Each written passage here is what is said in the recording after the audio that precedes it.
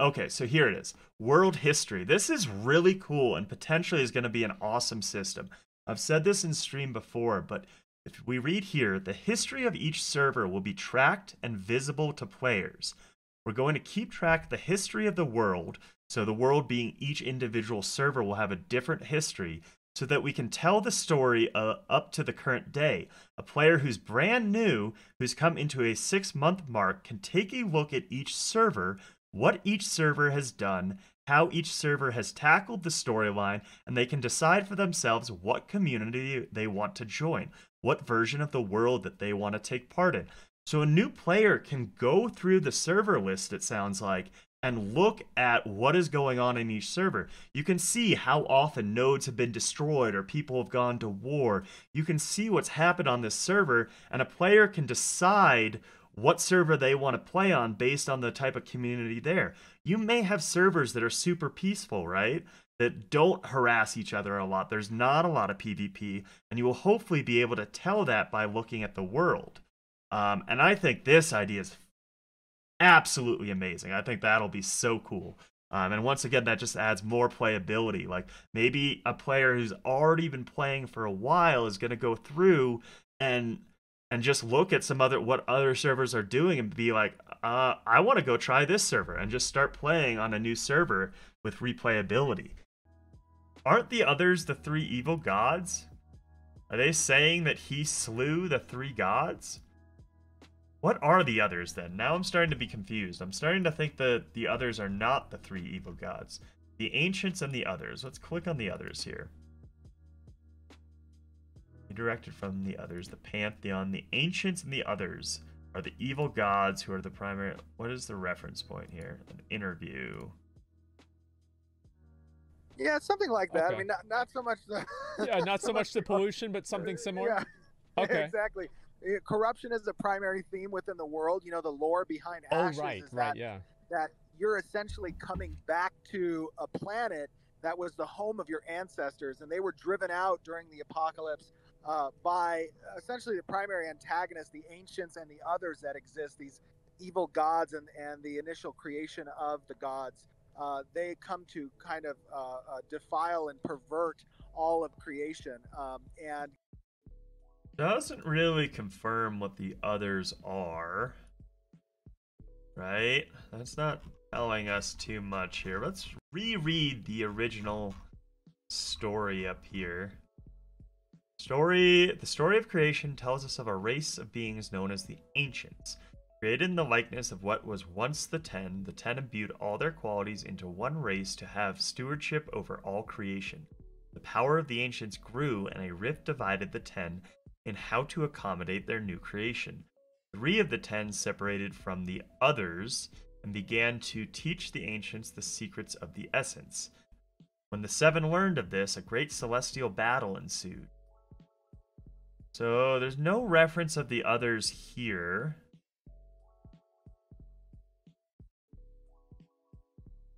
Yeah, is that the only reference to the others? Is the interview with Asmongold? Not entirely sure. So there's 16 Harbingers. I wonder what that means for the world. I mean, are they still around when we get back to? Maybe they're endgame raid bosses. Maybe they're dungeons themselves or something like that, because surrounded by hundreds of others within this Harbinger. They were originally lights in the sky. What if they're spaceships? What if it's some kind of spaceship that's coming from another world or another planet? And when I say spaceship, I don't mean like techie spaceship, but a vessel that travels between worlds. I would assume using essence or magic. That's what it sounded to me. Yeah. You mean the spaceship aspect, the traveling between worlds? Yeah, I mean, that's definitely possible, and it brings with it corruption, right? So then I guess the question is, what happens to them in the centuries preceding the fall? Are they still around? Are we going to see them in the landscape? And potentially they came from where the Ancients were created, right? Because it says, obviously, Vera is not where the Ancients were created from what we were reading. The Ancients were created somewhere else completely, and then the gods made Vera specifically for the 4 races. So maybe the Harbingers are coming from the planet or the world that the ancients live on and bringing the others, and then the Lightpact was like the force or idea behind creating a group and sending people into the Harbingers in order to discover what they are, what the source of the corruption was, why they were spewing out these others and these corrupted things and monstrosities. And yeah, I'm kind of curious if the Lightpact is going to be something that drives the story, right? Because we have our, what are they called? Social organizations, which is like the Scholars Guild or Scholars Academy, I think it's Merchants Guild and the Thieves Guild are the 3 ones we have confirmation on there. But I'm wondering if the Lightpact is like another semi-social organization, but is more drives the main storyline. We have to see if the Lightpact actually survived through their time in Sanctus. So, entry 3, Rarefied Ingredient. In the construction of the 4 great divine gateways, there was required exceedingly rare and powerful materials. In a different time, they would have been difficult and dangerous to acquire, but the Harbingers made this almost impossible. In spite of that, the Lightpact sent out teams of hardened veterans to find and retrieve those materials. Those who comprised these teams were specialists in their trade, with strong minds capable of resisting the call of corruptions. Most didn't return, but enough of them did. Okay, that's interesting. I've never heard a reference to the fact that the races had to build the divine gateways. I thought somewhere it says they appeared in the cities. Let me see if I can find that in the lore section.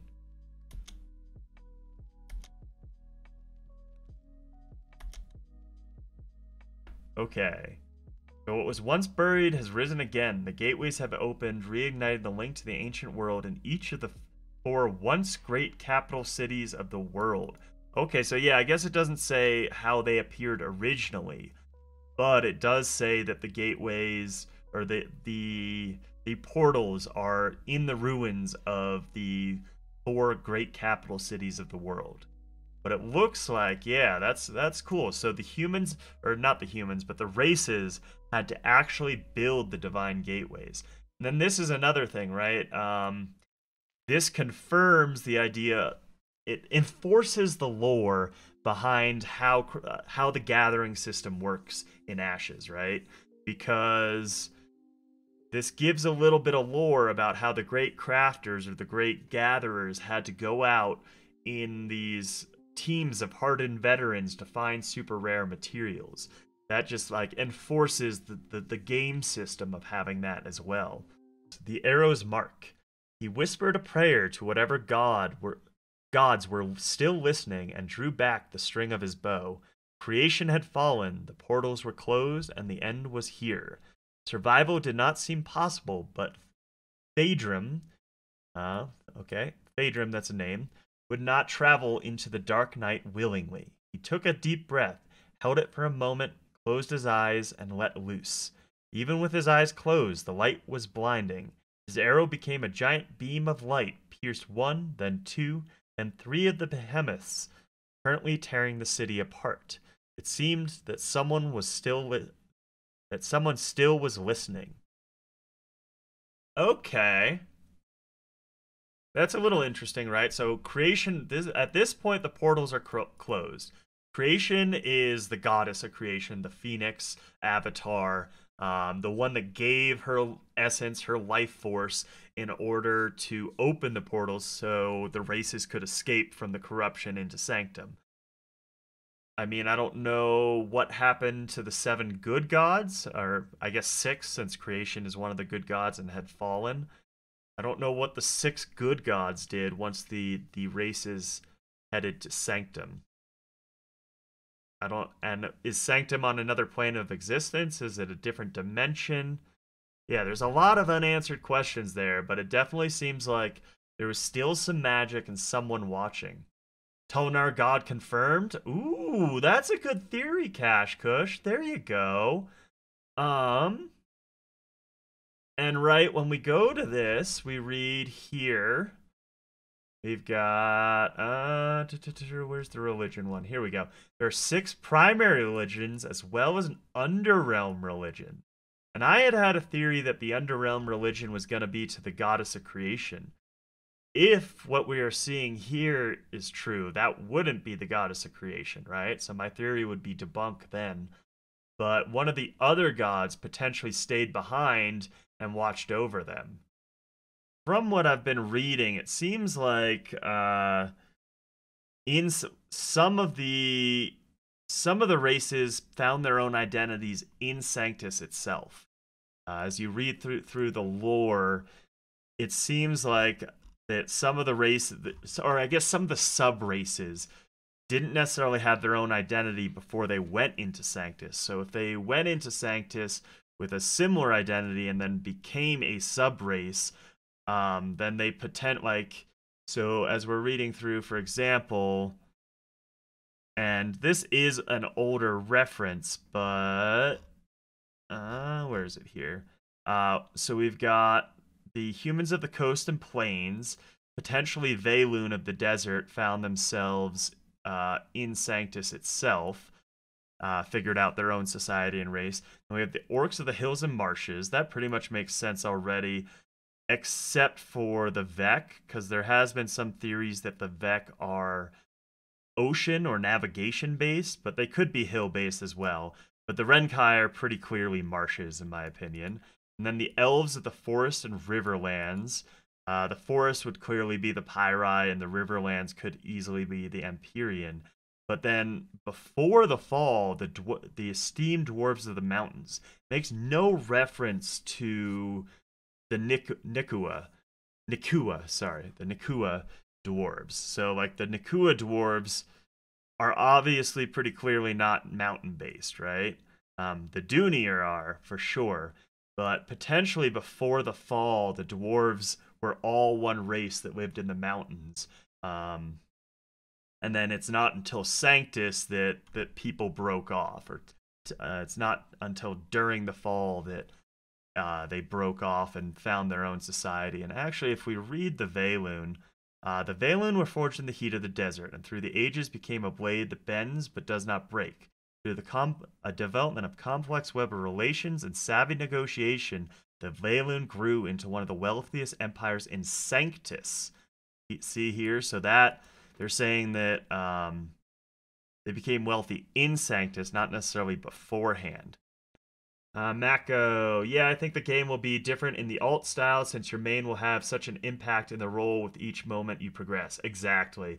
When you just put so many things into the game and so many ways to experience it and so much content, right? That's the other reason I think a lot of people alt is because you get into a content drought. Your main gets to the point where you just don't have anything to do on your main, so you make an alt. But if there's always something to do on your main, you may never make an alt until you're bored of the things you're doing on your main. But this game is set up in a way that you potentially will never have a content drought. You know, if you start getting bored or something's going on, just go start a war with a fellow guild, right? When I think player agency, I think of 2 things. First, the degree of freedom the player has to build their character in different ways and still be effective, rather than the game having obvious meta for each class or role. Okay, Laura, yeah, thanks for clarifying that for me. So Triforce, I believe that they're aiming to allow you to build your character however you want and still have it be effective.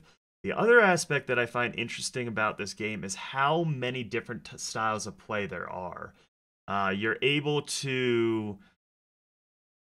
I mean, you can build a build for PvE, you can build a build for PvP, you can focus on crafting. You can literally just set a business up within a town and never leave that town. You know, you can buy goods from the gatherers, turn it into crafted materials, and just build a business in town. There's so many things that you can do in this game that I don't think you necessarily have to follow a meta, even if there is a meta. I think you're able to have a lot of freedom there. Then second, the degree into which the world can be shaped by player action. Ashes is really high on that. The whole node system is player agency writ large. Yes, agreed. Yeah, Ashes is intended to be entirely player driven. So on the world aspect, players drive everything pretty much.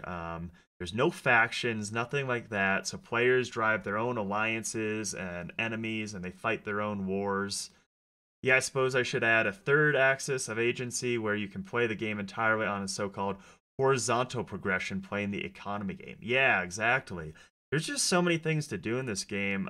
We have yet to see exactly how the freehold system is going to work too. Potentially, like there's like a mini game in the system of itself where you build a little farm or a stables and an animal breeding freehold or something like that. I think they're just going to give you so many things to do that you don't necessarily need to perfectly optimize your character to get a lot of things done. Now, on that other hand, I do think if you're joining a hardcore guild that's trying to progress at PvE or really take PvP seriously, I think you are going to end up with a good amount of meta involved in that. But hopefully that meta will be something that constantly shifts, right? I think a shifting meta is super important. Something more along the lines of like a MOBA, where they do fine-tunements and adjustments as things as a meta becomes stagnant in order to get new characters and new builds coming out that are effective and fun to play. Nobody has enough time, let alone energy or expertise to play the game all the different ways it can be played all at the same time. We are going to be dependent on others who play in different styles, and effective alliance builders are going to be the top dogs. Exactly. I've said this a lot of times, but I think this game encourages networking. It encourages like real life business relationships, things like that. You may not necessarily be in the same guild as a lot of people, but you will potentially still keep running into them and develop friendships and people you enjoy playing with outside of your guild just because they're people you deal with in aspects of selling things to and all of that. I can see the auction house actually not being used all that frequently. I think once a fair price is established on certain goods, gatherers will just go straight to someone who processes materials and sell their processed goods to them and avoid the taxes on the auction house, right? I mean, I can see, because most of the processing, my understanding, is going to be done on freeholds. And so you're going to set your freehold up to be a processing plant. So you might set it up with like lumber mill buildings, or you might set it up with smelters and things like that. And so you may get this business relationship with some gatherers who go out and do mining, and they're bringing back raw ore. You may just say, hey, just come drop it off at my freehold and I'll hand you money right off the bat. And so they'll know to just continuously that they can just immediately sell it, assuming you find a fair price for it, right? As I keep saying, I want them to take their time. I really want them to take their time on this game. I'd rather wait 3 or 4 more years for this game and have it be everything that it's promised. Have all the systems feel really good than them just try to pump out a game that isn't ready. Like how many game studios have pumped out games that aren't ready, then they launch, then people try them, then people say, "Oh, this game is shit, stop playing." And they do eventually get it to the point where the game is good, but you just end up with a community that is jaded, and like people won't even go back and try it because they had such a bad experience right at launch. So in my opinion, this game means so much for the industry in general with this open development system, and then how ambitious they're trying to make their systems, that if this game is a success, it's going to change how every other video game company looks at their development cycles. Like a lot more companies might do the open development thing, and a lot more companies, especially MMOs, might take bigger risks at trying to make these much bigger interconnected worlds and systems. So yeah, that's my opinion on it anyway.